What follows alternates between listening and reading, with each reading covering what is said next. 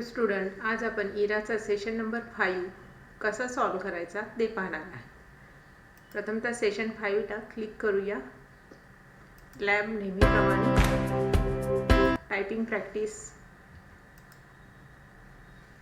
तर या ठिकाणी बघा, आता चिन्ह वापरलेलं आहे सेमीकोलन. तर कीबोर्डवर चिन्ह आहे एलच्या शेजारी सेमीकोलन, सेमीकोलन, स्पेस, ए ए ए ए असं टायपिंग करून घ्यायचं आहे.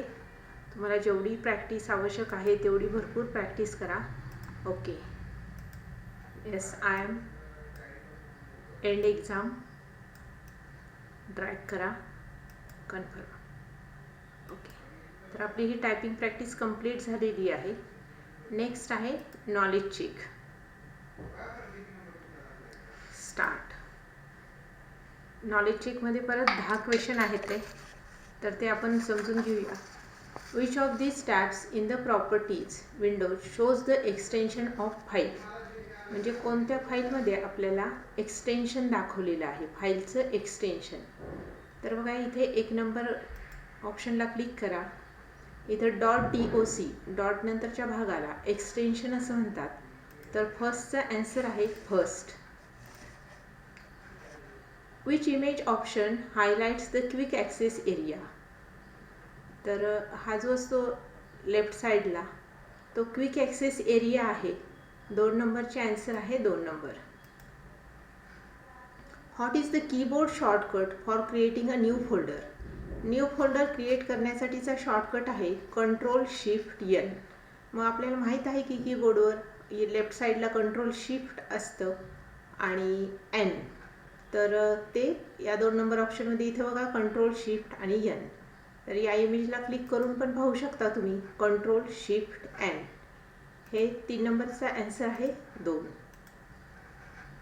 Which of the following image shows the start button on the task bar.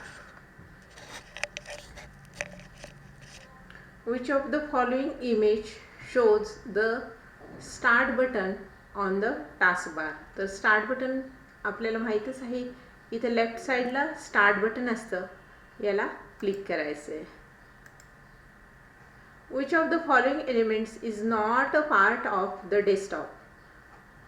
डेस्कटॉपवर यापैकी कोणते बटन्स नसतात. टास्क बार असतो, वॉलपेपर असतात, आयकॉन्स असतात आणि टायटल बार हा नसतो. म्हणून याचा आन्सर आहे number 3. A folder system is made up of dash and dash in it. Folder system is made up of dash and dash in it. तर 6 नंबरचा आन्सर आहे folders and subfolders. Address bar in the Windows Explorer is also called as breadcrumbs bar. A search box in the Windows Explorer helps you to search files and folders in the computer based on the.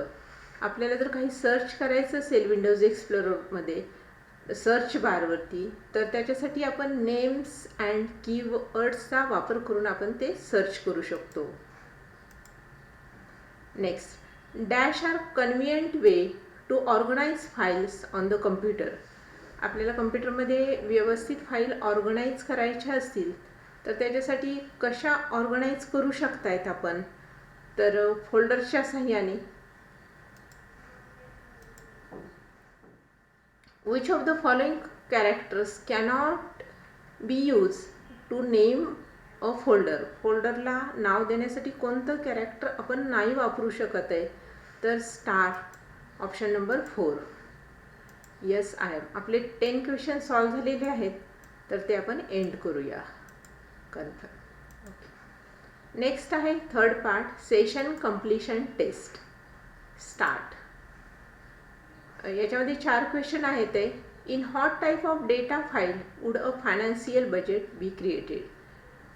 तर त्याच्यासाठी वर्कशीटची file वापरली जाते. Worksheet म्हणजेच excel. In what type of data file would employee records like names, address, personal details and related information be typically stored. तर आपल्याला हे names, address लिहायचे असेल तर त्यासाठी डेटाबेसचा वापर करायला हवा.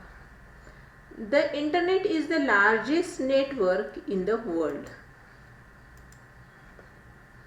Backup programs make copies of the files to be used in case the original files are damaged or lost. म्हणजे तुमची ओरिजिनल फाईल डॅमेज झाली तर बॅकअप प्रोग्रामच्या सहाय्याने ती फाईल तुम्हाला परत मिळवता येते. तर अशा प्रकारे आपला थर्ड पार्ट कंप्लीट झालेला आहे. ओके.